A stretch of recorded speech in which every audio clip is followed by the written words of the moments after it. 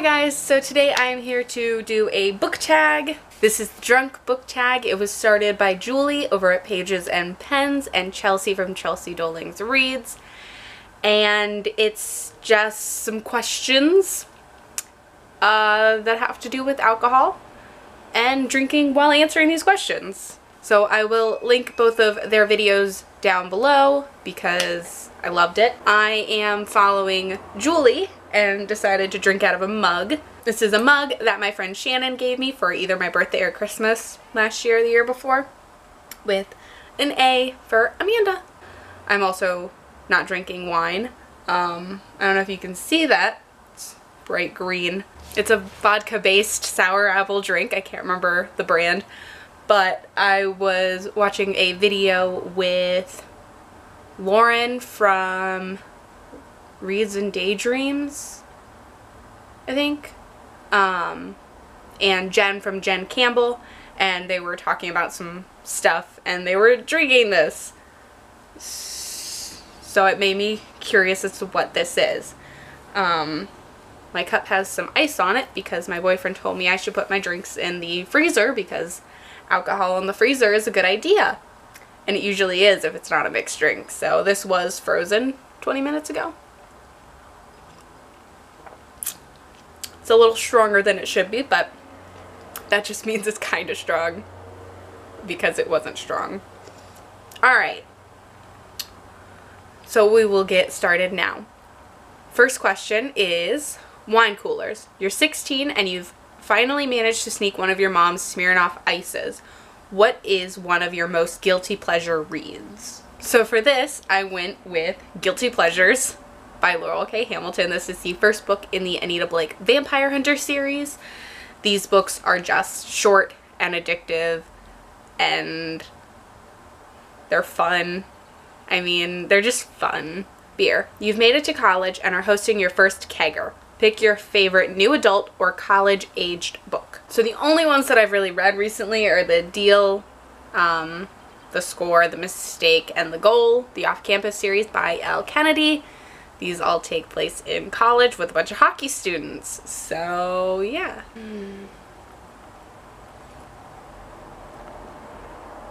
Tequila. You partied too hard last night and drank a little too much Jose Cuervo. What is a book you never want to see again, or your least favorite book? So I obviously don't have a copy of this book. And if you watched probably any of my videos from last year or the beginning of this year, like my first unhaul, I mentioned Under the Dome by Stephen King. I hate that book. It was awful.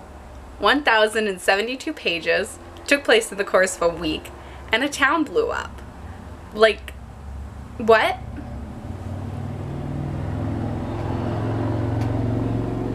Okay.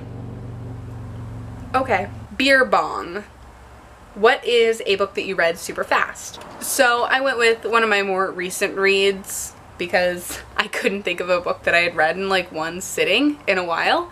So Flowers for Algernon by Daniel Keyes. I started this the other night at like maybe a little before midnight, maybe a little after midnight, and I texted my boyfriend that I was going to bed at 5:19 a.m. after I finished this book. I read it in 5 hours, straight through, stopped to use the bathroom, but I read this book in one sitting, one night, 5 hours. Spring Break. You've thrown your inhibitions to the wind and end up having a sexy night you'll never forget. What is your favorite smutty read? So for this one, I'm again going with Guilty Pleasures, or the Anita Blake Vampire Hunter series by Laurel K. Hamilton.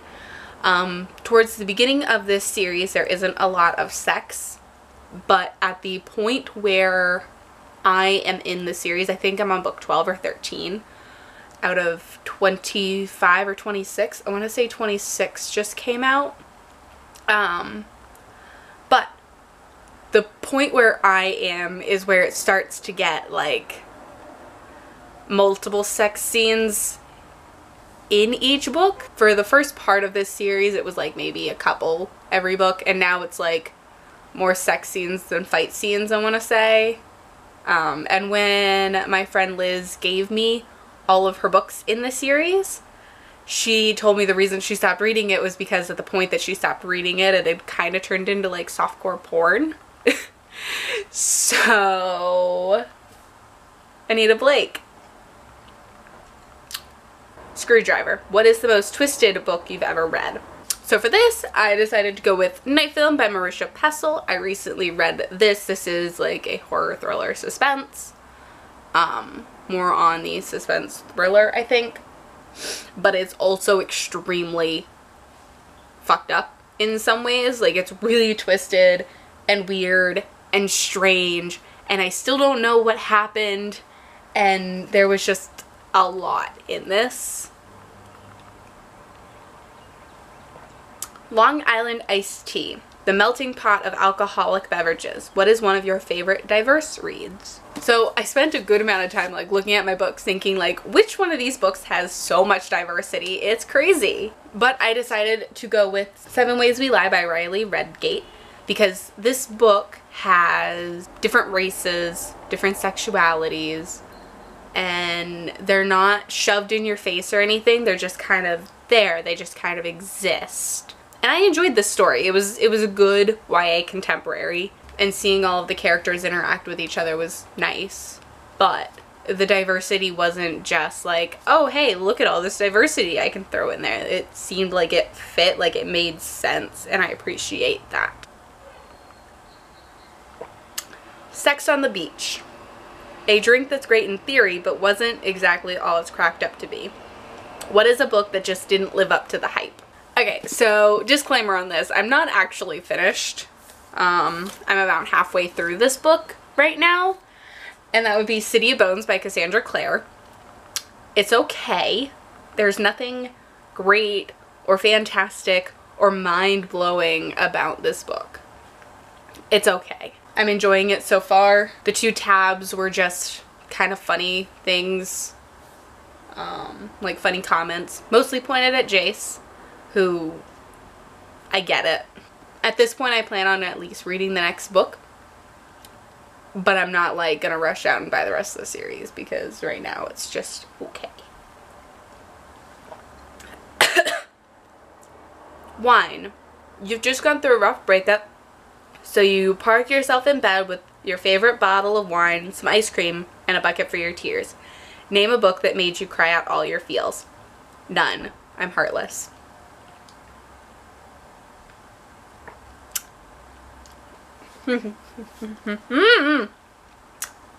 Strip Club. What is the sexiest naked book? So not a lot of my books are really pretty naked. They're all pretty standard, solid colors. None of them really have like crazy awesome designs underneath. So what I was going to do is I was going to grab a bunch of these books, my Barnes & Noble leatherbounds, because they're gorgeous. And then I noticed this book on my shelves, and it's simple and pretty, and I adore it. And that is The World's Best Fairy Tales, a Reader's Digest anthology. This book was published in 1977, I think, and it was my mother's before it was mine, and I found it, I think, in the attic or something, and I love it. It's just, like, it has a little over here, like, the pattern just goes around the book, and this color is just pretty, and I just love it. Okay, so at the end of each of these videos, they did a never have I ever to figure out how many people you have to tag. According to Julie's, I don't have to tag anybody because I had never done any of those things either. According to Chelsea, I have to tag 3 people. And now I'm going to do my bookish never have I evers.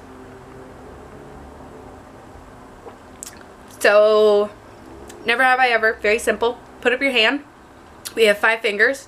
If I will say never have I ever done blank, and if you've done that, then you put down your finger, and however many fingers you put down is the number of the number of people that you have to tag if you do this video. So And they don't have to be bookish. They can be anything. It's just, you know, booktube channels. Why not make it bookish? Never have I ever been to a bookish event where the author was there. I have been to a bookish event because I went to the Breaking Dawn release. Never have I ever read a book by Sarah J. Maas. Never have I ever read a book by Rick Riordan. Never have I ever watched Buffy the Vampire Slayer. And for number 5, because I can't go a video without mentioning Tolkien, never have I ever gotten rid of a book that was written by or written about J.R.R. Tolkien. Because why would I?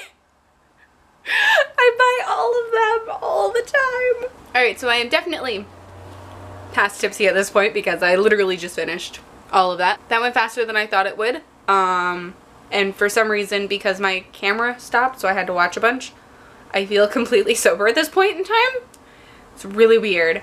Alright, so it took less time than I thought it would because I thankfully pulled the books out ahead of time. I should have thought of my never have I ever's ahead of time, but obviously I didn't. So, oh well. So if you want to do this, please do. Let me know if you do. Comment below this video sending me the link. Like, I would love to see it. If you do, just know that even according to the creators, you do not have to be drunk to do this tag. You can do it sober if you so choose. All up to you. So for the 3 people that I am supposed to tag, I am definitely going to tag Olive from a book Olive. One of the people I would tag, Julie tagged, and that would be the book Brood. I think it would be fun to watch them drink and answer these questions together. And the 3rd person that I would like to tag is the person I feel like this tag was practically made for, which would be the Reading Outlaw. I think Chelsea from the Reading Outlaw. She talks about alcohol. She talks about sexy times. I would just love to see her do this tag. So those are the 3 people that I am choosing to tag. If you decide to do this video, then just know that according to however many fingers you put down during my never have I ever section, that is how many people that you are supposed to tag. If you don't put down any fingers, they suggest, you know, like tag 2 or 3 people. Just so that you're tagging somebody and this tag will spread. So yeah. Thank you so much for watching. Don't forget to like and subscribe so you can check out my next video. Have a great day and a wonderful week. Bye.